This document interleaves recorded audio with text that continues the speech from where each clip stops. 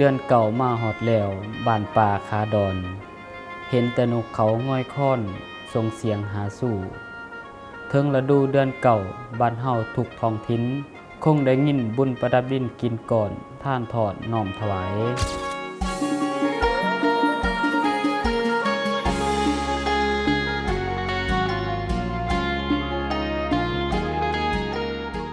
เจริญพรเนื่องในงานบุญหัวเขาที่จะมาถึงในวันที่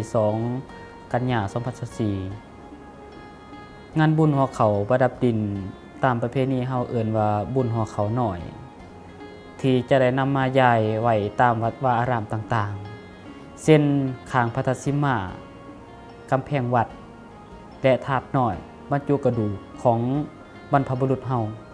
วัตถุประสงค์ของการเฮ็ดบุญหัวเขาประดับดินคือการแสดงความต้อนรับญาติพี่น้องที่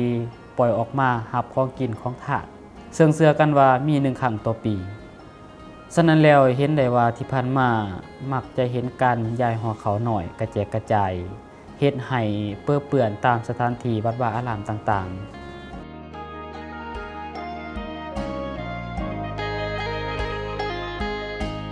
เพื่อส่งเสริมประเพณีและรักษาความสะอาดจบงามภายในวัด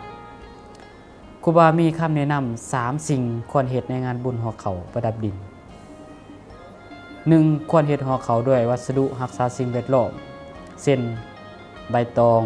ใบบัวอาหารที่ย่อยสลายได้ง่าย 2. ควรย้ายหอเขาในที่สะดวกในการทำความสะอาดเช่นสถานที่ทางวัดได้กำหนดไว้ให้บ่ควรย้ายวางใส่องค์พระพุทธรูป 3. ควรไต่เทียนใส่หอเขาของตนเองบ่ควรไต่เทียนใส่ฐานพระและแอวขันพระธาตุสิมะ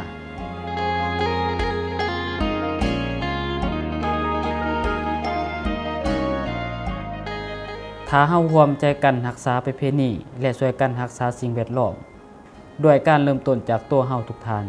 ปัญหาขยะเปื้อเปื้อนซาซ่ายเฮ็ดให้บ้านเมืองบ่จบบ่งามจะบ่เกิดขึ้นบ้านเมืองสะอาดเริ่มจากเฮาทุกคน